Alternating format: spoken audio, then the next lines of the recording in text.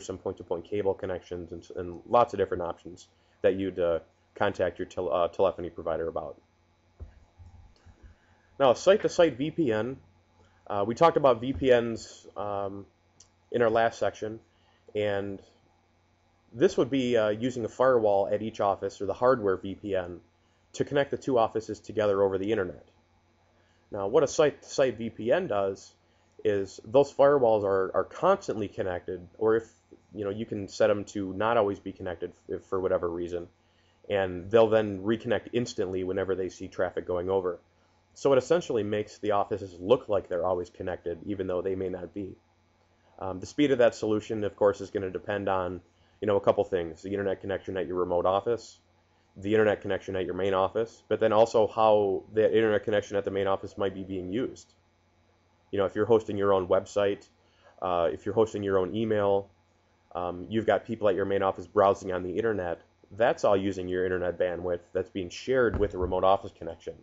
So you've got to look at the internet connection at all the different locations and measure how much speed you're going to need. Because if you have multiple remote offices with a lot of users, you might not be getting the most out of those remote connections because the main office connection is what's limiting you. The very common situation, though, is point-to-point T1 lines. Prices can vary depending on how far the offices are apart from each other.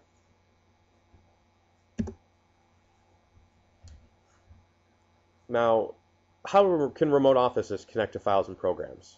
Of course, you can do your direct file and program access from the remote office over the VPN. You could just go over the VPN and open up your Word docs. You could maybe try to open up ACS and have it go over the network. There's a problem with that, though, because most programs aren't made to go over a slow speed connection. Some of those Word docs can be very, very big, or PDFs and emails and things like that. And you might say, well, I've got a real fast internet connection. We pay like a couple $100 a month for our fast internet connection.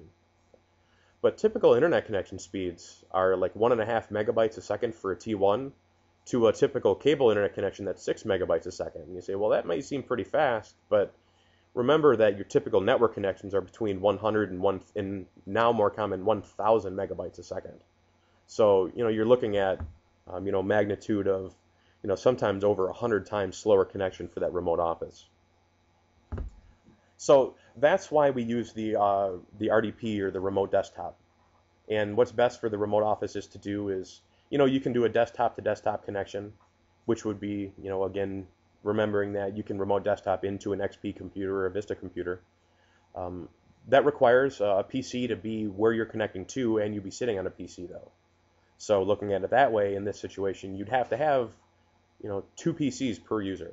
And that's also 2 PCs you have to manage, you have to do your updates on, you have to install new software on, and so on. And that's where a Microsoft Terminal Server comes in.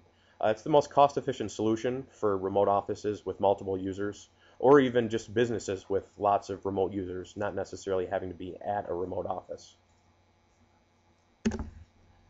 So a terminal server is basically a Windows server running in what's called terminal server mode. Kind of look, back in the day, we used to be the dumb terminals. And what it does is it acts as a workstation that lots of people can be logged into at one time. It's all like they're individually logged into this computer, but it's all in the background of that server. So it's only one computer you have to maintain at your office for as many remote users as your server can handle.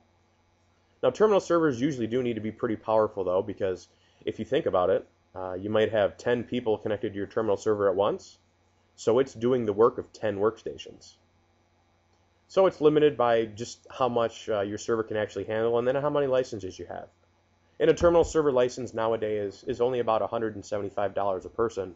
So when you weigh that out versus the cost of not only buying multiple computers, but then maintaining multiple computers, there's a substantial cost savings there.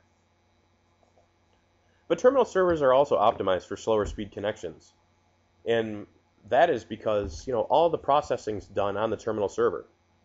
So when somebody opens AMS or WinTam on the terminal server, nothing's really happening on the workstation except for just displaying what's actually happening on the server.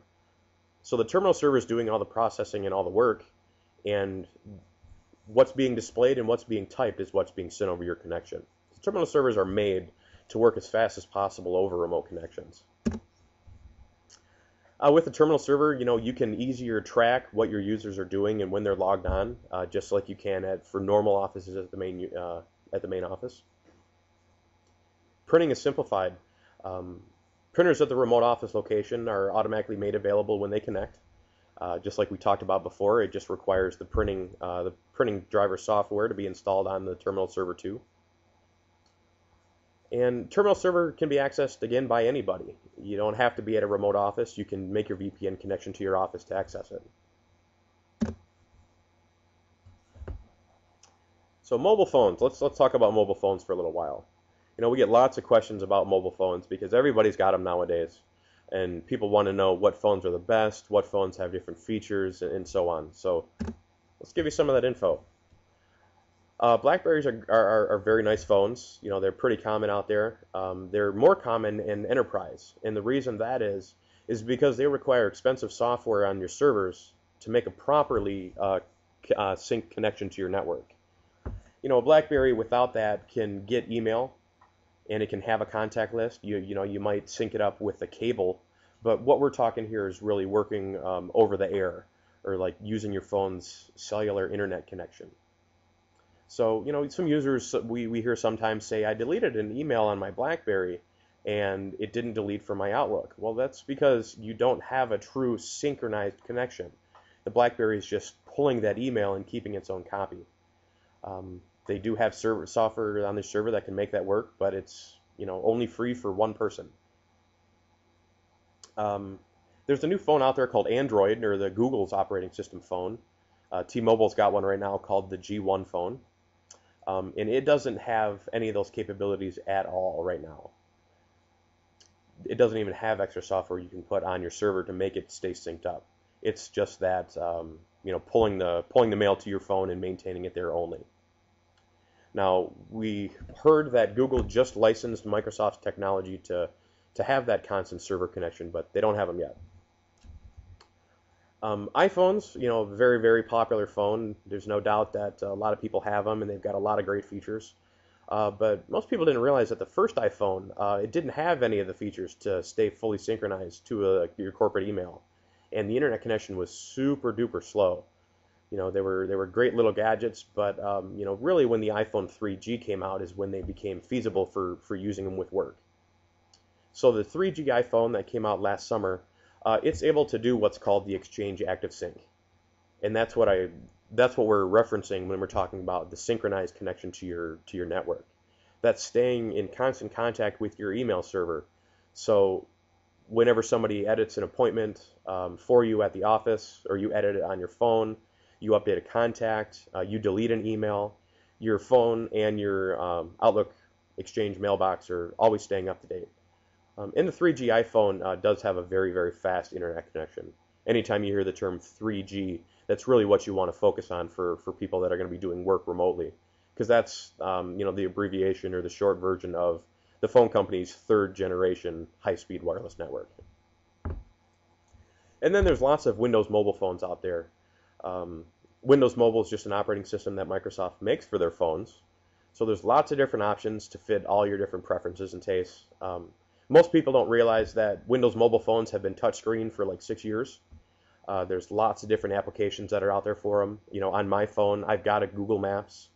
I've got Adobe Reader. I've got Excel and Word, so I can open lots of files that I might get an email while I'm on the road. And all Windows mobile phones, as of version 5, are able to do Exchange Activesync too. So they'll always stay up to date. So the killer question we always get is, what phone should we use? And you should definitely go with a Windows mobile phone. The new Windows mobile phones are going to be version 6 or maybe even 6.1. It's hard to recommend an exact model, though, because there are so many different ones out there. There are a lot of phones that are very expandable and have lots of extra memory. Some are touchscreen, some are controlled like BlackBerries with the scroll wheel. You've got sliders and clamshells and flip phones. So it's